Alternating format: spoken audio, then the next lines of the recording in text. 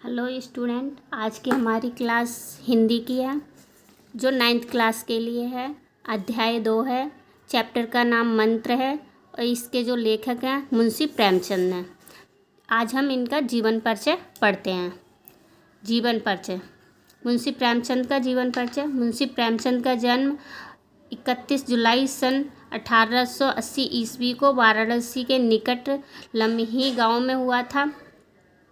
उनकी माता का नाम आनंदी देवी था तथा पिता का नाम अजब राय था। प्रेमचंद को पढ़ने का शौक़ बचपन से ही था। अब इनकी शिक्षा उनकी शिक्षा का आरंभ उर्दू फारसी से हुआ और 1910 ईस्वी में ही अंग्रेजी, दर्शन, फारसी और इतिहास विषय में इंटर पास किया।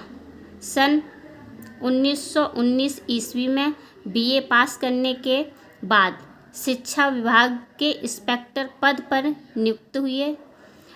उनका पहला विवाह उन दिनों की परंपरा के अनुसार 15 साल की उम्र में हुआ था, जो सफल नहीं रहा। उन्होंने दूसरा विवाह 1906 ईस्वी में शिवरानी से किया। अब इनकी हम साहित्य सेवा पढ़ते हैं। प्रेमचंद जी ने साहित्य की बहुमुखी सेवा की थी। इन्होंने कुछ पुस्तकों का अनुवाद भी किया, निबंध भी लिखे और नाटक भी लिखे। कुछ उपन्यास इन्होंने लिखे हैं। सेवा सदन, प्रेमाश्रम, रंगभूमि, कर्मभूमि, गोदान, निर्मला, प्रतिज्ञा, वरदान आदि उपन्यास लिखे। अब इनकी कुछ कहानी।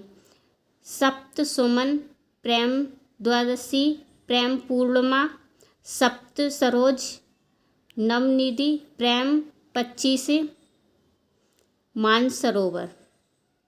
अब इनके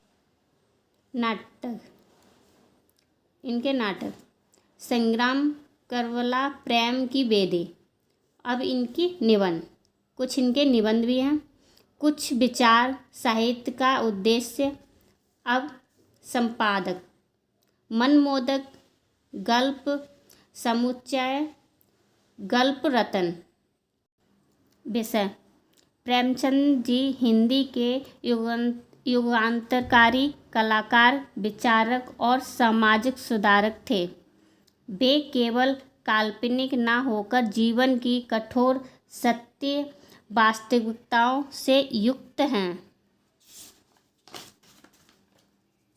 प्रेमचंद जी ने भाषा के 2 रूप लिखे हैं। एक रूप तो जिसमें संस्कृत के तत्सम शब्दों की प्रधानता है और दूसरा रूप जिसमें उर्दू, संस्कृत और हिंदी के व्यवहारिक शब्दों का प्रयोग किया गया है। यही भाषा प्रेमचंद की प्रतिनिधि भाषा है। प्रेमचंद जी ने अपने साहित्य में निम्नलिखित शैलियों का प्रयोग भी किया है। पहली शैली वर्णनात्मक शैली। नंबर 2 विवेचनात्मक शैली। नंबर 3 मनोवैज्ञानिक शैली। नंबर 4 है हास्य व्यंग्यात्मक शैली। नंबर 5 है अंतिम शैली है भावनात्मक शैली।